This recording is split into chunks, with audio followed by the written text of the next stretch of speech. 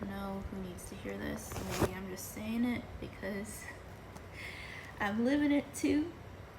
But this upcoming solar eclipse in Virgo is very important to note that self-criticism going on in your mind can be so intoxicating. It can be like, what am I here to do? What have I done? And it can be that review of what the work has been in your life so far, thus far. And we're gonna get through this. No matter what's going on, I have been packing up my life.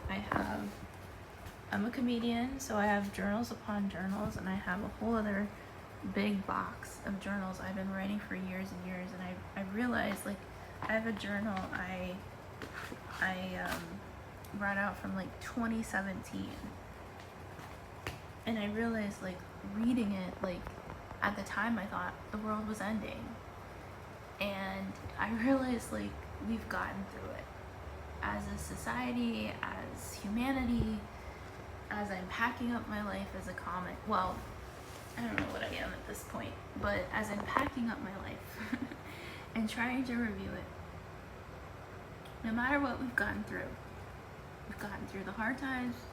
This eclipse series has not been easy because the subconscious is leading the conscious right now. It's about the subconscious being the prominent source of power, which is hard because that's the unknown, the North Node in Pisces, with Saturn there.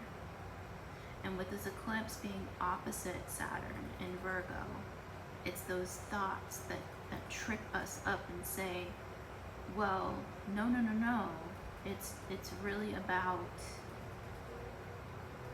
pushing through and working hard. But right now, it's not about hustle and grind. That does not get us through. Truly, it's about compassion and empathy. And I don't know about you, but I'm having the hardest time centering myself and grounding through the circus. And I wrote something in here. This is from 2017. I did ayahuasca. I have extremely deep anxiety and depression, which is why I'm not going to edit this out. I am stimming. Anyway, I'm stimming, and so I'm like, yeah, okay. So I wrote this back on January 18, 2017. This is from an ayahuasca journey. Walk away from the mantra of the show. And it was like the mantra of everything that's going on. And at the time, it was the inauguration of that man that's in office right now. To walk away from the mantra of the show. The show has its own energy. The show we're being shown has its own energy.